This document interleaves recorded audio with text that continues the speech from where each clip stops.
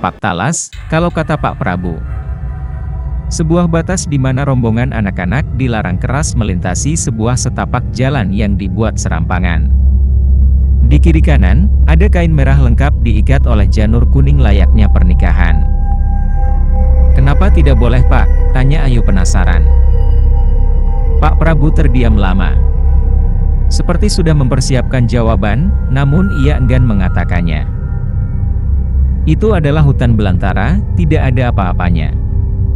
Hanya mempertimbangkan, takutnya kalau kalian ke sana, hilang, tersesat, lalu bagaimana? Jawab Pak Prabu. Sekali lagi, jawaban itu cukup membuat Widya yakin itu bukan yang sebenarnya. Namun, perasaan merinding melihat jalanan setapak itu, sangat nyata. Observasi berakhir, ketika Pak Prabu mengantar rombongan kembali ke rumah beliau. Ketika kembali, Wahyu dan Anton bertanya, di mana kamar mandinya. Ia tidak menemukan tempat itu di tempat mereka menginap. Rupanya, setiap rumah di desa ini tidak ada satupun yang memiliki kamar mandi. Alasan kenapa tidak ada satupun rumah yang memiliki kamar mandi adalah karena sulitnya akses air. Tapi, Pak Prabu menjelaskan, di bagian selatan sinden, samping sungai, ada sebuah bilik dengan kendi besar di dalamnya. Di sana, bisa digunakan untuk mandi. Tidak berhenti di situ.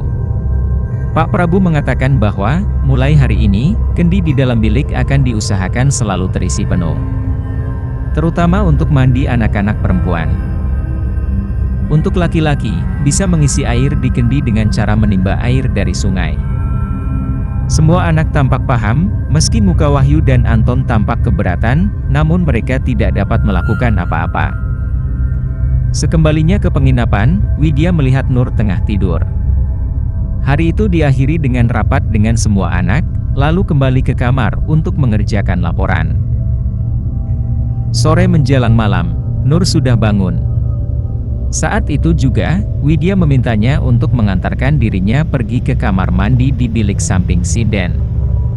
Awalnya Nur tampak tidak mau, tapi karena dipaksa akhirnya ia pun ikut dengan catatan, Nur adalah yang pertama masuk bilik. Widya setuju. Dia tidak berpikir yang aneh-aneh. Selama perjalanan, ia melihat setiap rumah yang dilewati. Rata-rata sama, semua rumah tepan, tembok di depan. Kiri kanan dari gedek, bambu dianyam. Langit sudah merah, dan setelah menempuh jarak lumayan jauh, akhirnya mereka sampai di sinden. Bangunan sinden itu menyerupai candi kecil. Bedanya, kolamnya persegi 4 dengan air yang jernih tapi berlumut. Setelah mencari-cari dari sinden, ketemulah bilik itu tepat di samping pohon asem, yang besar sekali. Rindang, tapi mengerikan. Mereka sempat ragu, tapi Widya bilang lanjut. Rupanya benar, ada kendi besar di dalam bilik itu. Air juga sudah penuh di dalam kendi. Nur pun masuk, sementara Widya menunggu di depan bilik. Matanya tidak bisa melepaskan diri dari bangunan sinden, yang entah kenapa seolah menarik perhatiannya. Di sampingnya, ada sesajen itu. Dari dalam bilik, terdengar suara air bilasan dari Nur. Setelah mencoba mengalihkan perhatian dari sinden, Widya baru sadar, ada aroma kemenyan di dekat tempatnya berdiri. Ditelusurilah wewangian itu, benar saja, di samping pohon asem itu pun ada sesajennya. Yang lebih parah, bara dari kemenyan baru saja dibakar. Antara takut dan kaget, Widya kembali ke pintu bilik. Dan dari dalam, sudah tidak terdengar suara air bilasan mandi dari Nur. Nur, teriak Widya sembari menggedor pintu kayu. Anehnya, hening.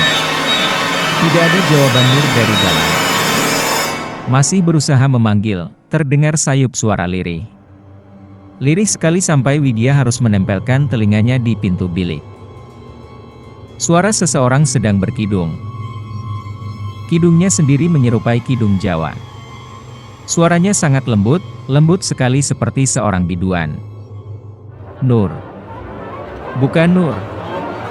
Buka, Spontan Widya menggedor pintu dengan keras. Dan ketika pintu terbuka, Nur melihat Widya dengan ekspresi wajah panik.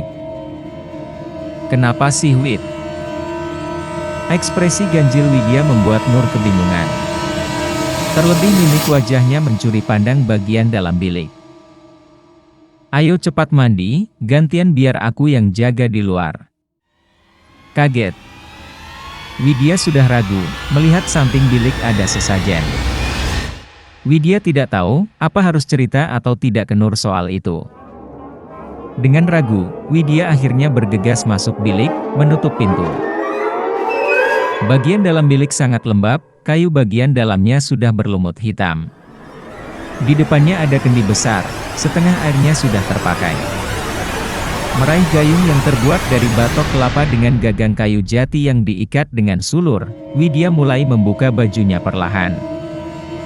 Masih terbayang di kepala Widya nyanyian kidung tadi, Widya mencuri pandang, dan dia tidak sendiri. Suasananya seperti ada sosok YG melihat dan mengamatinya, dari ujung rambut hingga ujung kaki. Sosok itu seperti wajah seorang wanita dan cantik jelita. Masalahnya, Widya tidak tahu siapa pemilik wajah itu. Ia berdiri di depan kendi, bajunya sudah tertanggal. Meraih air pertama yang membasuh badannya, Widya merasakan dingin air itu membilas badannya. Sunyi. Sepi. Nur tidak bersuara di luar bilik, memberikan sensasi kesendirian yang membuat bulu kuduk merinding. Setiap siraman air di kepalanya, membuat Widya memejamkan matanya. Dan setiap ia memejamkan mata terbayang wajah cantik nan jelita itu sedang tersenyum memandanginya. Siapa pemilik wajah cantik itu? Kemudian, kidung itu terdengar lagi. Widya berbalik dan mengamati. Suaranya, dari luar bilik. Tempat Nur berdiri seorang diri. Apakah Nur yang sedang berkidung? Pertanyaan itu menancap keras di kepala Widya. Usai sudah acara mandi di sore itu. Di perjalanan pulang, Widya mencuri pandang pada Nur. Matanya mengawasi Nur, seakan tidak percaya. Kemudian ia bertanya, "Nur, kamu bisa bersenandung lagu Jawa ya?" Nur mengamati Widya, kemudian ia diam. Nur pergi tanpa menjawab sepatah kata pun dari pertanyaan Widya. Ia seperti membawa rahasianya sendiri, tanpa mau membagi rahasia itu.